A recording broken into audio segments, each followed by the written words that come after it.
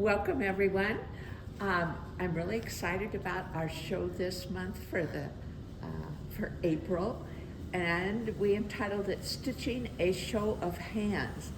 And it all started out with a workshop that Rosalie Dace taught for us. It was a hybrid workshop, so we had people in the classroom as well as remotely, and then Rosalie was in South Africa. And this is some of the work that came out of that, plus there's some work from a small stitching group that meets here in Sisters. So I want to share what we have today. Most of the pieces are not for sale. They're a showcase of stitching, but there are some, and I will mention those if they are. This first piece was done by Marcia Boone, and it's called Classroom Hands, and I want to read what she wrote about it. I am a school teacher and taught 4th and 5th grade for 22 years before I retired. When I think of the hands and their importance, I think of my students and the classroom. They were always wanting to help their fellow students as well as their teacher. The teacher is represented by the red hand in the center of the circle. The color red to me shows strength, someone in charge, like a teacher. During the school year, I had students leaving because they were probably moving or coming to the classroom. These students are represented by hands around the edge. The circle of hands was always changing, just like the classroom. And I think this is a very iconic piece about hands and a great introduction to what you're going to see. Marian Shimoda has created this piece on a indigo print that she did in a class with Valori Wells that she teaches an indigo dyeing class. And you will see several of these smaller pieces up above here on the right.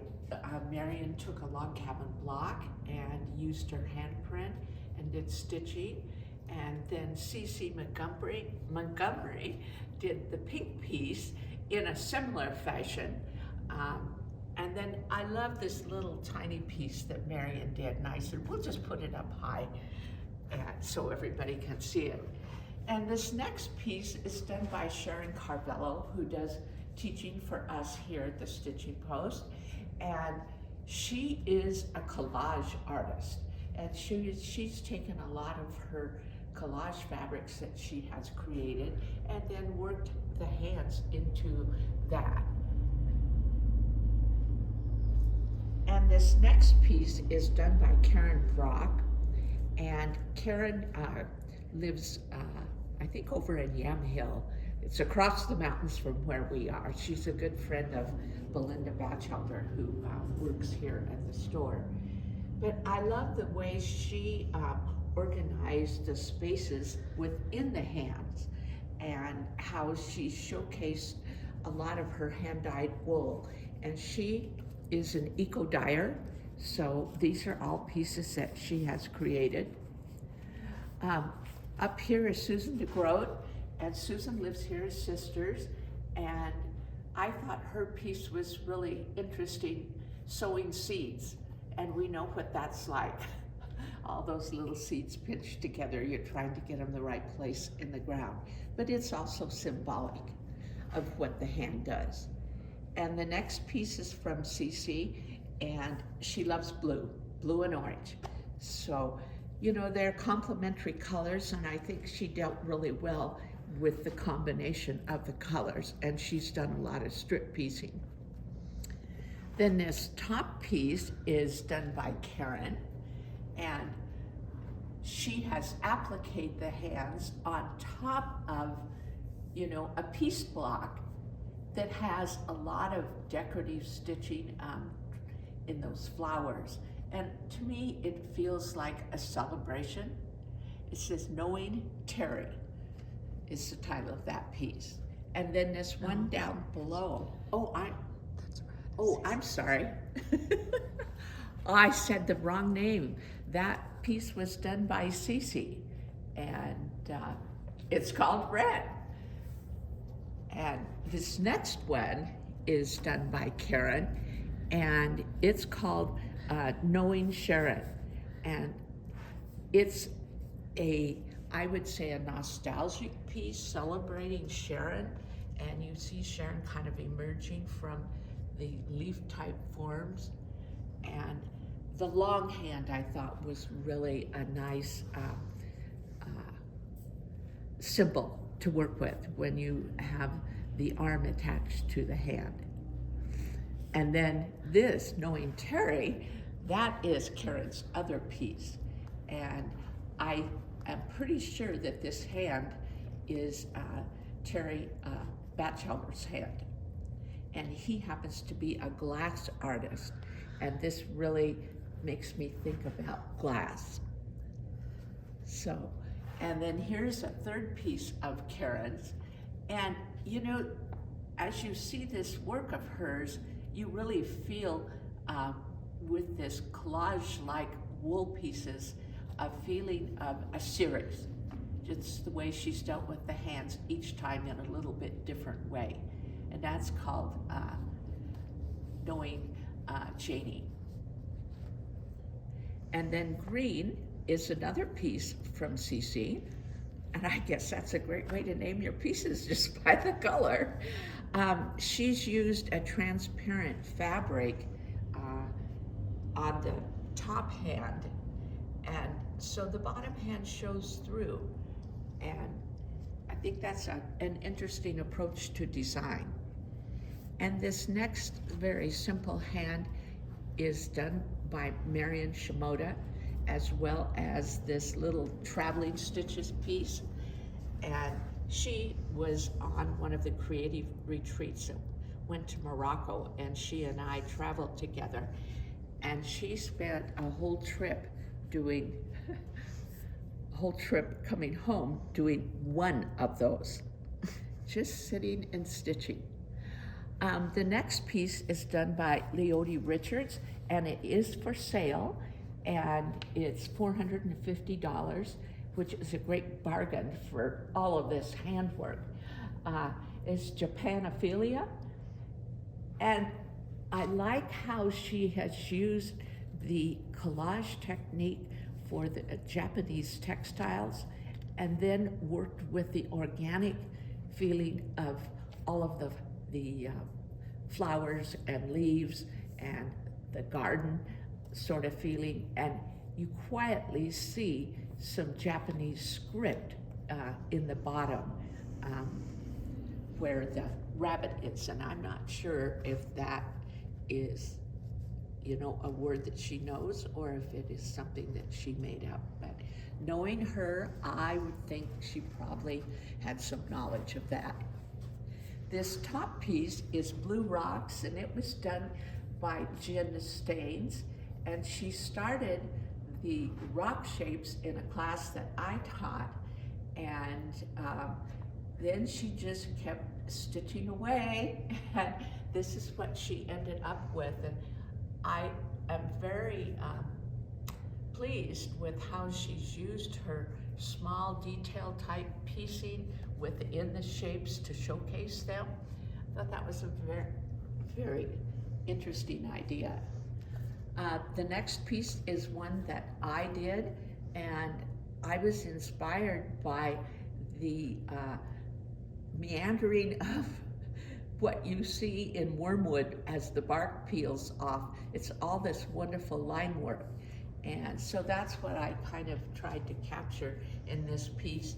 And it was something that I started in January a couple years ago. I always like to start something new, and it wasn't for anything, it was just for me and just stitching. And the inspiration for the shape came from a manhole cover that I saw in San Jose when I was there for a meeting. And this handbag on the right is mine. I was in class too, and decided to embroider one hand. I had no idea what I was going to do with it. And then later, I got thinking after I saw Marion's gloves that she stuffed. Well, I could just make a handbag and stuff it.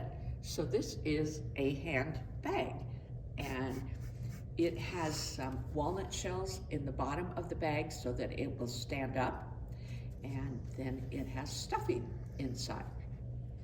And now these journals are made by Mary Noble, and she is an exquisite stitcher that lives in Bend. And especially on this one, she took her clues from a Japanese fabric, and she's done a lot of stitching in the negative spaces as well as in the positive ones. And then this is a book cover that she put together. And I know she's going to be teaching a workshop, and the journal covers are a pattern that Valori has created, and she's going to be using that in the class. A little bit more about Marion's gloves. One of the days during class at lunchtime, she went down to the Habitat store and found these gloves and started stitching the garden one. And then that night, she found all these buttons, and she came back the next day to class with these things all stitched. And she used kind of a flat form at the bottom of these. And you know, I can't lift them up because we attached them to the table to see if they're heavier. I don't remember, but I know she did some stuffing, but she may have put something heavy too. And then you see her little wire hand. So Marion loves to do wire sculpture. This piece is by Tony Phillips, and she cut a block and printed these shapes, and then you can see that she has stitched it and stitched it and stitched it. And it's called Mum's the Word. It's 20 by 24, and it is $175. Now these three pieces, these garments, were all done by Mary, and they are, the designer was Natalie Channon, and probably some of you have heard of her. She did stitching on organic jersey, and I mean, they're very detailed, and I think though that Mary came up with the designs that she was going to use, but because they're jersey, they're very soft and pliable, and I think it was lovely to stitch on. And then I love Mary's overalls. I mean, they're really, really fun. And she's really known well for her spider web design over there on the right. I think that is just a fabulous way of using a buttonhole stitch. And this piece is done by Linda White, and she lives here in Sisters, and Linda is just magical with color as well as her stitching.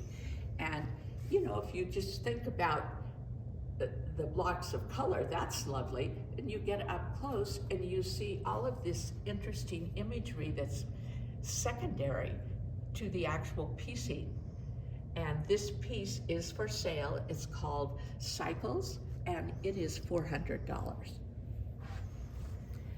And this top piece here is a garden girl that Tony Phillips created, and she has lots of little detailed stitching on her dress and in the background. And Tony teaches a class in this, and it's just an iconic design.